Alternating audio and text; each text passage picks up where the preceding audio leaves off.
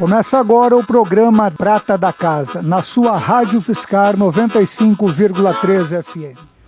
Olá a todas e todos, estamos iniciando aqui nos estúdios da Rádio Fiscar mais uma edição do programa Prata da Casa. E hoje nós recebemos aqui uma cantora são-carlense, na verdade não nascida em São Carlos, mas acabou fixando a tenda por aqui mesmo. Isso aqui é um perigo. Eu também vim em 91 para cá e não saí mais. Todo mundo, ninguém vai embora. Mas voltando para a apresentação, nós estamos recebendo a cantora Aleusa Ferrari, que reside aqui em São Carlos. Tem uma trajetória musical bastante reconhecida no meio cultural são-carlense e é uma excelente cantora, como quem já a escutou sabe, não precisa eu repetir isso, não é? Além de que ela é filha de músicos, vem de uma família de músicos, irmã produtora, quer dizer, de um pessoal que é realmente envolvido com a música. E a gente não teve escolha. Na verdade, a gente nasceu escolhido. O pai nem apoiava, em nenhuma nem outra, claro. Ele nunca apoiou. Eu era bem menina, né? Ele ia trabalhar, ia tocar na noite e ficava eu e a Mariama em casa. A gente ligava todo o equipamento dele em casa, as duas. Acho que eu tinha por volta de uns 8, 10 anos, ela é 4 anos mais nova. E a gente ligava todas as caixas, todos os cabos, às vezes errado, às vezes funcionava, às vezes acertava oba, né? E cantava no microfone dele. E as músicas que a gente tinha em casa era Chico. Então, assim, não são coisas que criança cantaria. Mas a gente ficava dublando e cantando em cima da Maria Bethânia. Era uma coisa surreal, assim. Rosana, às vezes saía uma coisa mais brega lá no meio, a gente dublava e cantava. E meu pai não apoiava de jeito nenhum. E aí, com mais ou menos uns 16 anos, eu fui dar uma palhinha numa apresentação da escola que ele dava aula. E a minha paixão, na época, era aquela fase, né, meninona, era Celine Dion, essas cantoras, assim, claro. Né, Whitney Houston, enfim. E aí ele me apresentou o Rod Stewart, que eu fiquei apaixonada. Uau, muito que, bom, assim, no fundo já conhecia, porque ele já vinha escutando. Então, ele, na verdade, ele só reapresentou aquilo. Claro. E aí comecei a ouvir Rod Stewart, fiquei mais apaixonada ainda e cantei uma música do Rod Stewart com ele na apresentação da escola. Aí ele já viu que o bichinho já estava picando, né? Já ficou meio preocupado. Aí ele falou assim que não, que a gente precisava estudar, que tanto eu quanto a Mariama precisávamos estudar, que esse negócio de música era só depois que todo mundo tivesse estudado. Senão ia todo mundo terminar que nem ele. Que, na verdade, é uma pessoa maravilhosa e feliz. Sim. Se eu soubesse que era isso, não tinha, né? Tinha me antecipado na vida. Ele teve aqui conosco no programa. Não é, você já, conheceu, né? Um personagem. É uma figura. Então, aí, né? Eu não quero, não vou apoiar, não vou deixar. Por fim, o que aconteceu? Entrei numa banda sem o consentimento dele, usando o equipamento dele nos finais de semana, sem ele perceber. Então, todo final de semana que ele saía para tocar e que ele não utilizava o equipamento, eu agendava ensaio com a minha banda. Aí, um dia, deixei um bilhetinho. Pai, hoje é a primeira apresentação da minha banda. Já estou na banda há 6 meses. Preciso do seu consentimento e do seu equipamento. Conto com a sua presença. Aí ele foi, aí ele viu que o negócio estava ficando sério. Só que assim, era uma bandinha de garagem, minha primeira banda chamava-se Sigma 6, e a gente fazia uma referência ao Pink Floyd, né, que tinha, um dos primeiros nomes do Pink Floyd era Sigma 6. E a gente era muito amigo um do outro, não conseguia nem demitir as pessoas da banda, então a gente andava com 3 guitarristas, e aí todo mundo falava, nossa, vocês têm 3 guitarristas, vocês tocam Iron Maiden? Não, Deus me livre. Puta, Iron Maiden, você tá louco? A gente tem 3 guitarristas, pô. Quem tem 3 guitarristas é o Iron Maiden. Então foi uma coisa assim, surreal. Aí passada essa fase aí dos 16 para os 20, meu pai foi percebendo que a coisa estava ficando legal. Ele falou, ó, vamos fazer diferente. Chega de garagem, chega de molecada, eu vou te contratar para você aprender. Você vai trabalhar comigo. Aí o bicho pegou. Ronaldo, aí o bicho pegou. Ele é muito exigente. Muito bravo, muito bravo. Tinha dias que eu chegava em casa e assim, a gente ia trabalhar, eu e ele, né? Ele e eu, na verdade, né? E minha mãe ficava ali fazendo meio de campo, aquela coitada lá. Porque um gênio... Na verdade, nós somos muito parecidos, né? Nós somos tão próximos aí também nos signos e tal. Então, a gente tem uma genialidade muito, muito próxima. E aí... era aquela coisa, eu chegava batendo porta, eu não vou mais trabalhar com esse cara, que esse cara é louco, porque ele muda as músicas no palco, e ele quer que eu saio atrás dele no arranjo, e ele muda tudo. É uma delícia. Hoje a gente se encontra, assim, completamente. A sintonia é maravilhosa no palco. Mas no começo eu falava, o que ele tá fazendo? Ele vai me matar aqui. E quando eu comecei a cantar, eu era muito tímida. Então, aquela coisa de cantar mais suave, nananã. E quando você canta rock, é tudo muito fácil. Você já chega berrando, abrindo. Mas aí a gente foi para a atmosfera do barzinho. E quando chegou na atmosfera do barzinho, você é pano de fundo. Mas ao mesmo tempo que você é pano de fundo, você também precisa ser ouvido, porque senão ninguém paga o couvert. Claro. E era um trabalho para ele. Ele me agregou para que eu pudesse aprender. Mas ele dependia daquilo para levar comida para casa. Claro. Então ele tinha que ter um trabalho de qualidade. Então eu escutava a noite inteira. Canta pra fora! Ninguém tá te ouvindo, Aleus! Volta pro tom, pelo amor de Deus! O homem era brabo. Que loucura. Era brabo. Mas hoje, assim, hoje ele vai nos meus shows, ele chora, ele se derrete. Eu vejo, assim, que ele tá realizado. E, graças a Deus, né? A gente vê que ele colheu aí. E foi uma loucura. Passado esse tempo que eu trabalhei com ele, amadureci profissionalmente bastante. E aí conheci as pessoas de São Carlos, que aí o bichinho pica mesmo, né? Aí acabou.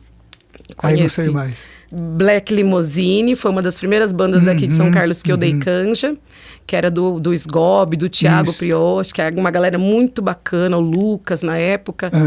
E aí eu vinha pra cá, né, e a gente vinha passear em São Carlos, e aí eu dava canja com esse pessoal. Já conhecia a galera do Tarja, do Homem com Asas, que tocava muito na região de Ribeirão.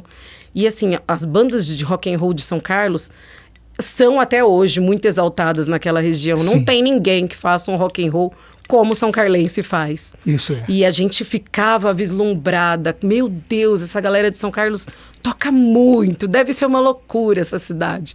E aí a gente veio pra cá, e tanto eu quanto a Mari, né, na época. E começamos a sair, eu comecei da canja, e aí um dia Black Limousine, surgiu a oportunidade de substituir o vocalista do Criatua. Que aí eu já fiquei sabendo que todo bom roqueiro aqui já passou pela Criatua. E aí foi quando o Junior Maggi me convidou, fiquei um tempo na Criatua, aí excursionei com eles por alguns shows aí na região e tal. E o negócio foi mudando de figura, apareceu o Danilo, tributo a Janis Joplin, a gente ficou 10 anos com esse tributo, que foi uma loucura, uma coisa assim absurda de bacana, que deu assim um gás, assim, pra mim, principalmente na presença de palco, em construir um personagem em cima do palco, que é muito diferente, de repente, de você cantar um blues, de você cantar uma bossa nova, você interpretar um sentimento de uma outra cantora, uma cantora muito forte, por sinal, é uma senhora responsabilidade. Então foi assim, maravilhoso, assim, de quando eu estou aqui, eu só tenho a agradecer. São Carlos só me dá presentes, eu falo. Legal. Deixa eu te perguntar, porque a primeira vez que eu te ouvi cantando foi justamente um tributo a Janis Joplin. É verdade. E a Janis Joplin, desde os meus 13, 14 anos de idade, é a minha grande paixão musical. Na verdade, eu escuto música, acho que desde os 9, 10 anos, tá? Mas cantora mulher que me produzisse um sentimento tão bacana quanto a Janis, nunca houve. A Janis, depois Joan Baez, depois a Grace Slick do Jefferson Airplane. Que é o trio. Mas a Janis, sabe, tá muito além das demais. Eu falo que pra Janis só uma Elis. Eu sinto isso.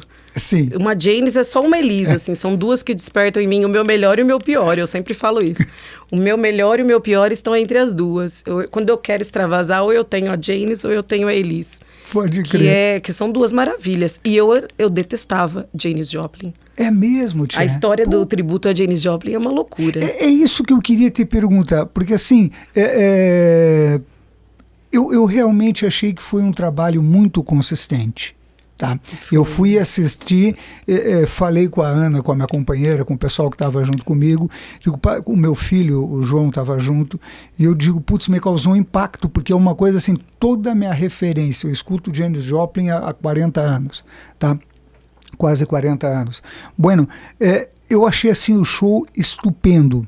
Que bacana. Eu te pergunto, como é que foi a experiência de tentar fazer uma releitura da Janis Joplin tantos anos depois que ela deixou uma obra significativa? Como é que foi esse processo? Tu assistiu os filmes, leu Enterrada Viva, li bastante, escutava muito. dia e noite? Como é que foi isso? Não, na verdade Aleuza? chegou uma hora que foi preciso não escutar mais, porque ela te enlouquece. Sim.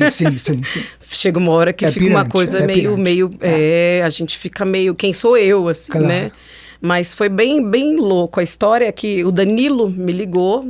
Eu trabalhava aqui em São Carlos de telefonista, numa faculdade, que acho que na FADIS, que já nem existe mais.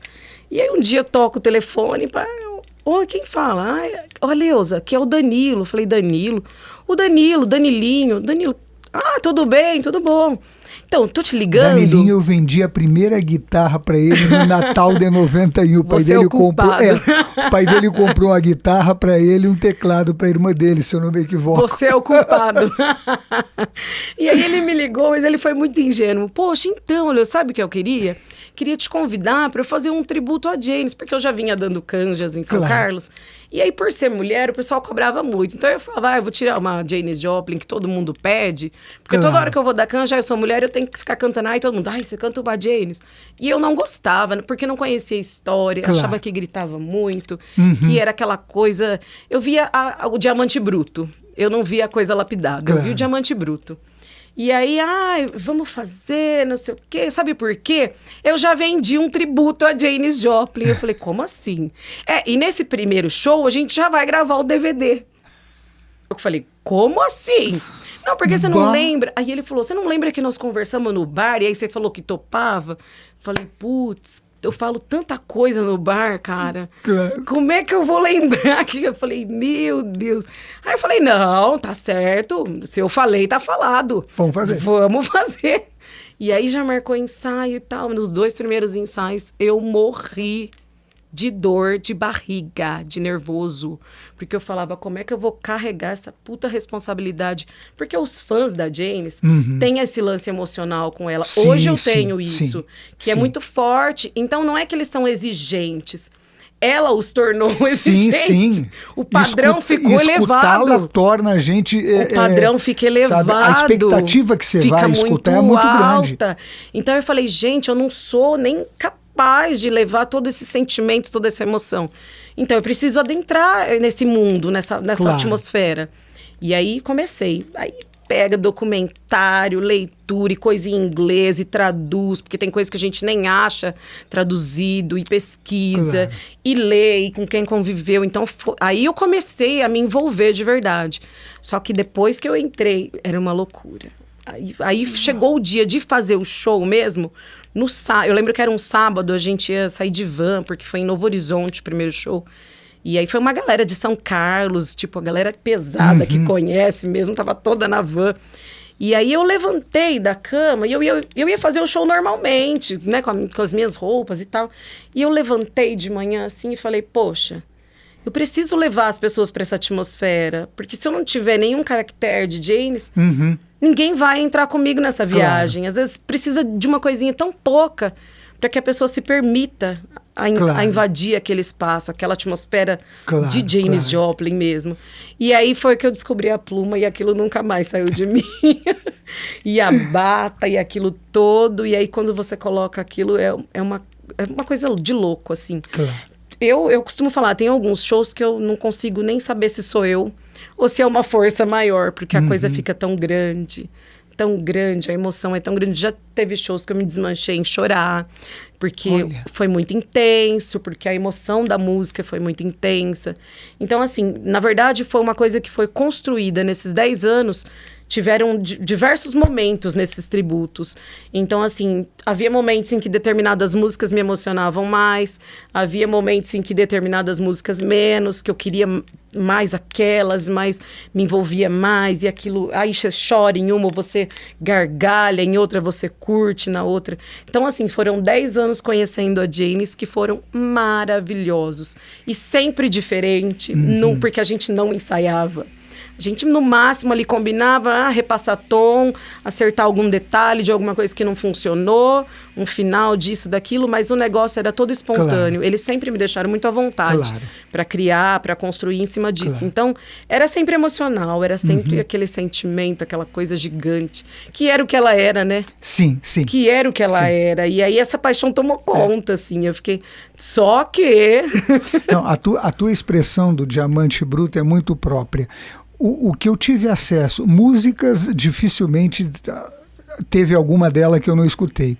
Livro, desde o Enterrada Viva, da Miriam Friedman, o que apareceu eu li. Porque realmente, conhecendo a história dela e o tipo de situação e pressão que ela viveu, dá para entender a música. Porque aí você adentra tudo isso. Final da década de 50, numa região do Texas com toda a carga de problemas que tinha. E sofreu muito bullying, muito. E aquilo... Não, ela era chamada na universidade de o homem mais feio da universidade. Ela absorveu muita coisa ruim. Muita coisa ruim. E assim, eu acho bacana que ela conseguiu transformar isso em muita coisa boa. Em muita... Ficou uma obra maravilhosa, assim, a gente ouve aquilo. Tem coisas que a gente... como eu falo assim, Summertime tem milhares de versões. Mas quando eu escuto a dela... É imbatível. Eu choro. É imbatível. Eu posso ouvir todas são maravilhosas. Porque é uma música linda. Mas a da Janis, ela pega na sua alma, ela pega na boca do estômago, assim, é aquilo que te leva... É de um impacto. Já na área do blues, mais especificamente, a minha paixão, assim... quilômetros-luz de distância, é a Etta James. Que eu também sou apaixonada. E aqui eu já estou até, junto com os ouvintes, lançando a sugestão de te perguntar quando vai sair um tributo a Etta James. Eu vou te contar que uma vez eu escutei, se eu não me equivoco, no Sesc, Gabi Milino e Neto Rockefeller fazendo uma versão de I Rather Go Blind. Nossa, que maravilhoso. Eu fiquei arrepiado, porque essa é também, de longe, uma das músicas que mais... E eu já escutei versões de YouTube, cantores brasileiros, norte-americanos, europeus. Quem cantou I Rather Go Blind eu já escutei. Nossa, é maravilhoso. Mas a versão que a Gabi e o Netão fizeram ficou uma coisa... linda. É claro que eu sei que as pessoas daqui você acaba sempre olhando com um olhar mais carinhoso, afinal a gente da tua cidade, todos juntos, está dentro né? do círculo de isso, relações, mas realmente foi uma leitura interessante. Por que eu estou fazendo essa construção e mencionando as pessoas? Além de TV cantar Janis, eu teve cantar N outras coisas e tal. E uma coisa que eu acho muito significativo é que quando... Inclusive eu estava lá numa loja de um amigo, às vezes eu vou na loja de um camarada brincar com a gaita de boca no sábado de manhã. A gente gosta de tocar junto, sentamos na loja dele e ficamos fazendo um som. E eu estava conversando com um amigo que é guitarrista, tá, de uma banda que vai vir aqui no Prata da Casa, inclusive, o Tux, e um exímio guitarrista, e a gente estava falando justamente isso. Mesmo quando você vai cantar a canção de alguém, por mais que você respeite o universo daquela pessoa, há a tua assinatura, né? A tua leitura, tem que ter. Como aquilo tem significado para você e como isso vai. Nesse sentido, Aleuza, eu te pergunto uma coisa. Como é esse processo? E essa minha pergunta, ela é parte da minha curiosidade pessoal, tá? Porque eu não sou um músico profissional, eu sou um amador. E também pensando no pessoal que acompanha o Prata da Casa, sempre pensando em quem quer começar a cantar ou tocar, porque alguma resposta do que a gente produz aqui, dos que os meus convidados produzem, acaba fortalecendo a vontade e a iniciativa de alguém. Então, como tu descreveria da forma mais didática possível, tá, esse processo de você conhecer a obra de um artista, manter o teu trabalho respeitando os contornos e a limitação do trabalho do artista, mas mostrar que é a Aleuza que está cantando e não é a pessoa que está ali incorporado ou algo do estilo. Como é que é esse processo para você? Tu estuda o artista, tu escuta o artista, tu vê o trejeito, a roupa. Como é esse processo? Estudo, e é aquilo que eu te falei, a gente precisa descobrir o limite. Ok. Aquela parte. Mas você vai. Eu acho que esse limite, o que estabelece dentro da gente é tudo um lance emocional. Você entra em sintonia com o artista, mas eu acho que é perceptível quando você não está mais deixando a sua essência permanecer. Perfeito. Que você está só adentrando no universo do cover, que é uma coisa que eu acho que é aí onde o artista não produz. Que é aí onde o artista fica limitado. E mesmo no tributo, tem que se ter um cuidado muito grande. Eu cheguei assim, eu estou num momento onde eu não quero mais, eu amo, agradeço a Janis, todo o potencial que ela despertou em mim. Mas hoje eu estou numa fase onde eu não me permito mais a Leusa cantar Janis Joplin. Por quê? Tomou um fartão. Porque ficou uma coisa onde eu comecei a carregar esse fardo, onde eu só faço isso. Onde eu estou, a Leusa fazia Janis Joplin. Poxa, tanto que quando os meninos agora do tributo, né? Cada um pingou para um lado, um foi morar no sul, outro foi morar fora do país.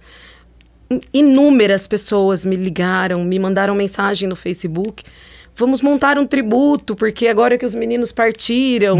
Eu falei, gente, eu quero férias da Janis, dessa emoção enorme, porque agora eu preciso encontrar o perfil da Leusa cantora. Claro, descobrir de novo. Porque por mais que eu tivesse colocado a minha assinatura, eu estava inspirada de uma assinatura já criada, uma obra já criada. E a gente tem essa percepção. O artista, conforme ele vai desenvolvendo o trabalho...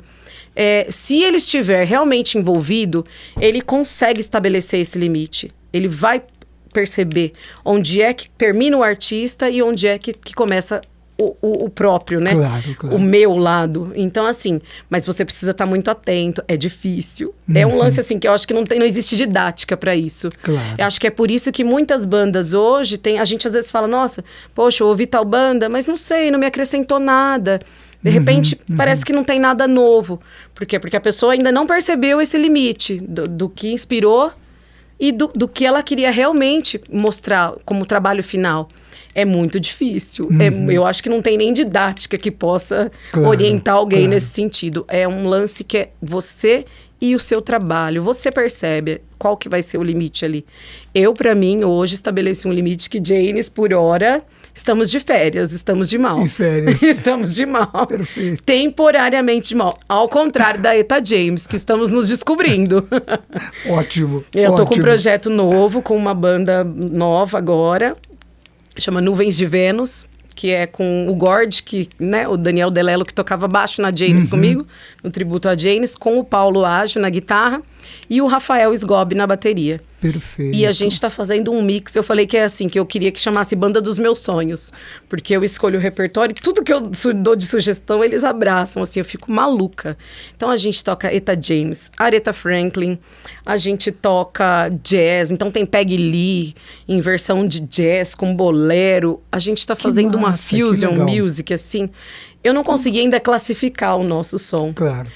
Porque a gente está, assim, misturando rock and roll com uma grooveira, e aí tem som nosso de cada dia. Que e ótimo. Tem umas referências de cantoras africanas que eu gosto muito, que regravaram Hendrix. Então, assim, a gente fez um mix de cantoras que eu sempre ouvi e que ninguém toca em lugar nenhum. Essa você precisa me dizer para eu escutar também, essa eu não conheço. Ai, eu estou ouvindo Angelique Kidjo, que é uma coisa surreal, assim, eu tô apaixonadíssima. Agora já na saída você me dá anotado. Nossa, eu tô ouvindo muita coisa étnica, assim, e colocando isso no rock and roll, porque isso é muito bacana. Claro. Porque o blues e o rock and roll nada mais é do que essas vozes, né, negras. Sim. Então, por que não? De repente, trazer isso de novo, resgatar um pouco disso. Então, a gente está colocando um lance bem percussivo e colocando Milton Nascimento, mas tá uma loucura. Milton o primeiro show que a gente... paixões nacionais. Que é maravilhoso. Aliás, uma das minhas maiores paixões nacionais é o Milton. Eu sou suspeita. Música brasileira, amo. E eu queria unir isso. O André de Souza tocando o Milton meu Deus, de arrepiar. E foi tão bacana que a gente lançou a banda e foi muito legal, porque o pessoal falava assim... Eu não vejo uma banda assim desde a época da Mandinga. E pra mim, eu conhecer a Mandinga foi uma honra ouvir uma banda fantástica. É uma honra escutar isso pra mim. Mas assim, é bom saber dessa iniciativa. Obviamente, quando estiver fazendo as releituras de Eta James, eu já me candidato a dar uma canja, porque uma gaita casa muito bem com o som da Eta James. Não, tem que ter. Aleuza, eu gostaria de te agradecer imensamente por tu vir bater esse papo conosco, não é? Como eu sempre digo nos programas, a satisfação acaba sendo serva do tempo, não é? Nós temos um horário para começar e terminar o programa, e o bate-papo fica legal se acaba perdendo a noção de tempo. Que delícia. Não é? Eu gostaria de agradecer ao pessoal que nos acompanha aí no Prata da Casa, mandar um grande abraço para todas e para todos, e até a próxima versão. Hoje nós não fizemos com música o Prata da Casa, porque na próxima vez que a Aleuza vier aqui, ela vai trazer um violonista e vai executar algumas coisas para nós ouvir. Bacana. Da Aleuza mesmo e algumas interpretações. Um grande abraço a todas e todos e até o próximo programa. Eu que agradeço, Ronaldo. Obrigada a vocês, pessoal da rádio. Uma delícia, gente.